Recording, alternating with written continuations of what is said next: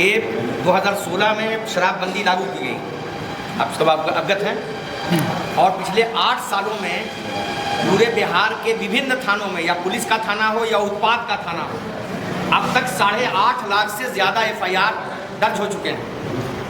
और वो FIR में अब तक 14 लाख से लेकर 15 लाख लोग या तो गिरफ्तार हुए हैं या थाना की हाजत में बंद किए गए हैं, या तो थाना से हटा छोड़ दिए गए हैं या गिरफ्तार किए गए हैं। तो इसमें ज़्यादातर एकदम ऐसे लोग हैं जो आर्थिक रूप से कमज़ोर हैं और मजबूर हैं। इसका एक और दुर्भाग्यपूर्ण पहलू ये बता रहे हैं हम कि इन के दौरान, इस पीरियड के दौरान अभी बिहार की जेलों में 1.5 लाख लोग ऐसे बंद हैं जिनके जमानतदार कोई नहीं है, जो अपना वकील कोर्ट में नहीं रख सकते हैं, जो अपना मुंशी नहीं रख सकते हैं। वो ऐसे 1.5 लाख लोग बहुत सारे समय से बिहार की जेलों में बंद हैं। इस बात का जिक्र तो जो सरकार है उनके सहयोगी दल में साथ रहने वाले जीतन राम मांझी ने भी कई बार किया है। बिल्कुल, आप मानते हैं तो जीतन राम मांझी को विरोध करना चाहिए जम करके, सिर्फ बोलने से नहीं होना चाहिए ना। वो सक्षम है।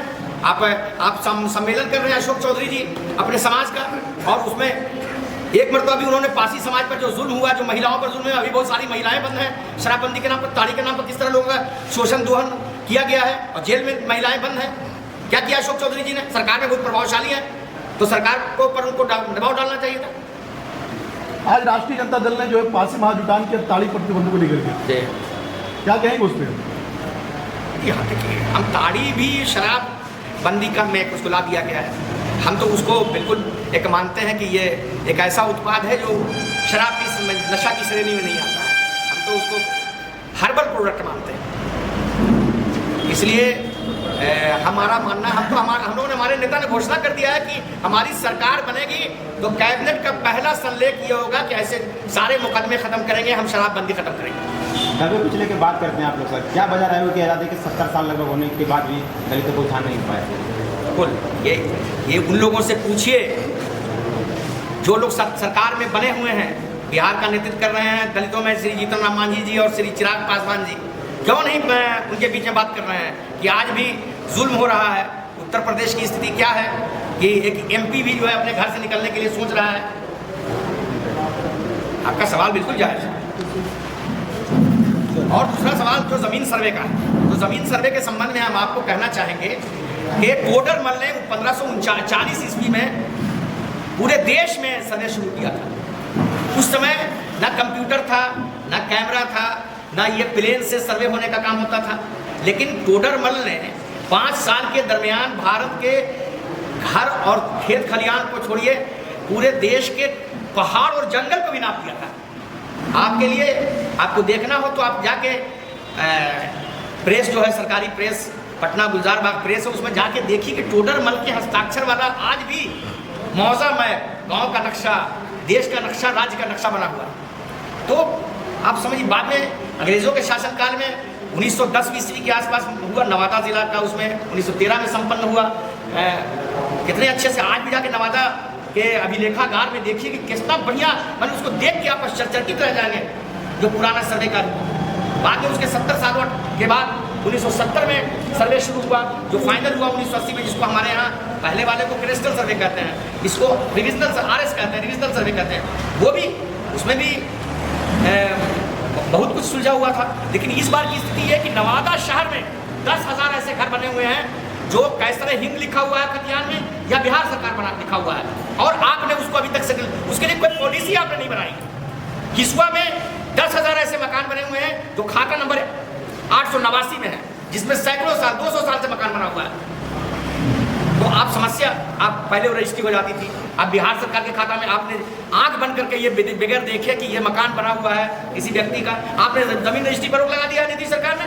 किसी की बेटी की शादी है, वो बीमार है, वो अपना जमीन देखना चाहता है, उसकी शादी रुकी हुई है। उसके बाद भी अभी जो न्यास हो रहा है ऑनलाइन से लेकर के, आपने देखा कि मधुबनी में और सारण में, सीवान में जिस तरह गिरफ्तारी हुई, सर्वे कर्मियों की गिरफ्तारी हुई ना इस राज्य में, और सरकार भी मान रही है कि इसमें अनियमितता बरती जा रही है।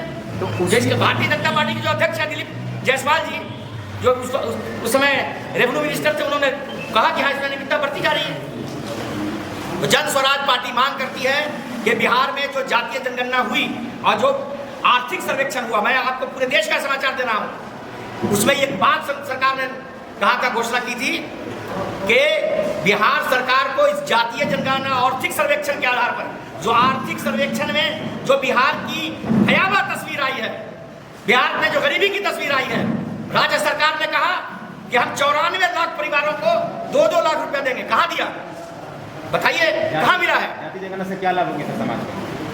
हमने नहीं, जो जातीय जनगणना इन्होंने किया उस पर हम बोल रहे हैं। इन्होंने कहा कि 94 लाख परिवारों को 2-2 लाख रुपया देंगे, जो भूमिहीन है उनको 1 लाख रुपया जमीन के लिए देंगे। कितना लोगों को नवादा में मिला? और बिहार सरकार, अब तो बिहार मैंने डबल इंजन की सरकार है, केंद्र में भी इनकी सरकार, बिहार में भी इनकी सरकार।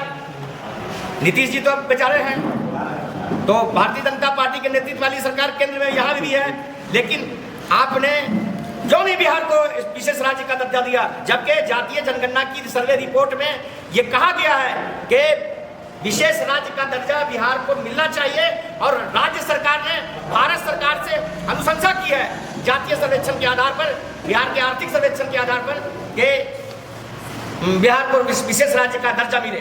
तो हम जन स्वराज पार्टी मांग करती है कि बिहार को, जो बिहार में जातीय सर्वेक्षण हुआ है, आर्थिक सर्वेक्षण हुआ है, उसके फलाफल के आधार पर, उसके निष्कर्षों के आधार पर, उसके प्रतिवेदन के आधार पर, उसकी रिपोर्ट के आधार पर बिहार को विशेष राज्य का दर्जा केंद्र दे, ये हमारी मांग है।